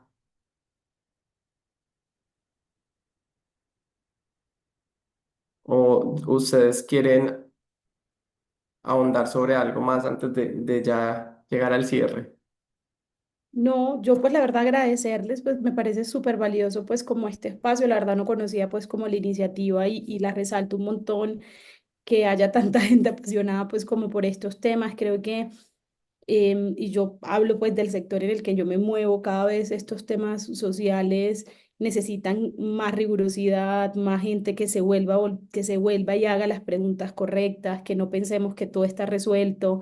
Y entonces la invitación es eso, pues como a seguir generando valor, a seguir siendo rigurosos y acompañando estos procesos y a aceptar, creería yo que con esa pregunta que iniciamos, aceptar el error como parte de estos procesos y va a bajarle también como esas expectativas de los resultados finales para que a la final el propósito surja y es hacerlo mejor y generar un impacto positivo. Entonces, yo me llevo como esa reflexión y pues nuevamente mil gracias, pues y qué placer también conocerlos y compartir este espacio.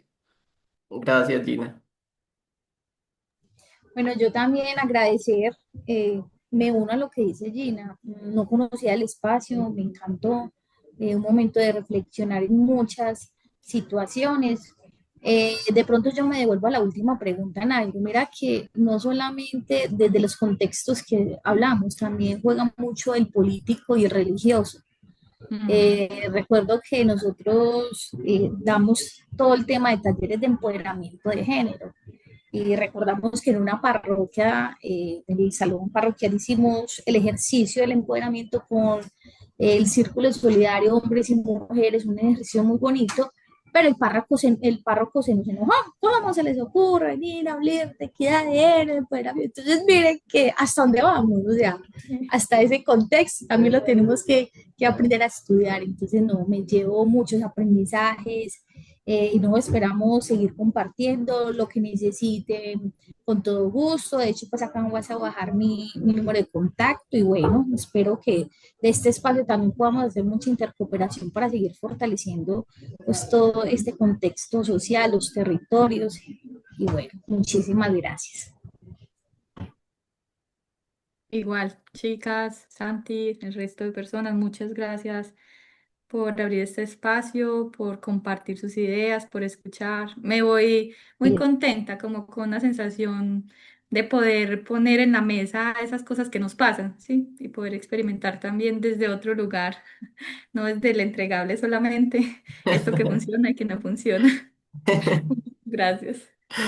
No, yo les agradezco nuevamente Gina, Jenny y Erika por atender al llamado. También quedan abiertas pues como el espacio de Evaluate Lac, de jóvenes evaluadores emergentes de Latinoamérica y el Caribe. Somos toda una red global y bueno, también como súper dispuestos a colaborar desde lo que nosotros hacemos, también desde la visibilidad y desde los espacios que tenemos en redes y a invitarlas también para que se unan todavía. Bueno, ya hasta hoy tenemos, no, hasta mañana todavía hay espacios en la Semana Global de la Evaluación y a que busquen también las redes de la Semana Global de la Evaluación, de Valyut Colombia y de todo, pues como todas las redes que estamos generando en torno a la evaluación y a los sistemas de monitoreo de evaluación, que ahí se están generando todo el tiempo contenidos sobre aprendizaje, retos, desafíos, webinars, seminarios como este y demás para compartir y poner como a circular el conocimiento. Antes de que nos vayamos, quiero que miremos a la cámara una fotico para el recuerdo. No la tomé ahora para que no quedáramos ahí como de cualquier manera. Bueno, sonrían que va la foto. Ah, no, todavía no, espere. Ahí ya. Yo creo que ahí quedó bueno.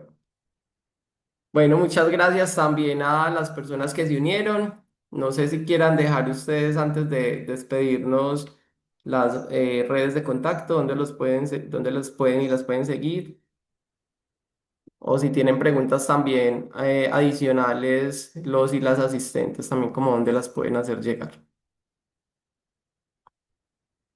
Yo les dejo ahí mi LinkedIn por si se quieren pues como conectar y maravilloso la plataforma Santis y luego me mandas más información porque por ahí hay un par de eventos también interesantes del sector social que me parecería de mucho valor que pues que participaran, que la gente los conozca, especialmente como para co-crear pues como estos asuntos que a veces nos inquietan tanto y que bueno, que ahí estamos todos como en ese movimiento de cómo hacemos las cosas mejor. Yo pues me tengo que despedir porque también voy por una reunión, pero mil y mil gracias. Lo que necesiten también, ahí le pueden pedir mi contacto a Santi. Un placer conocerlos y nos vemos pronto.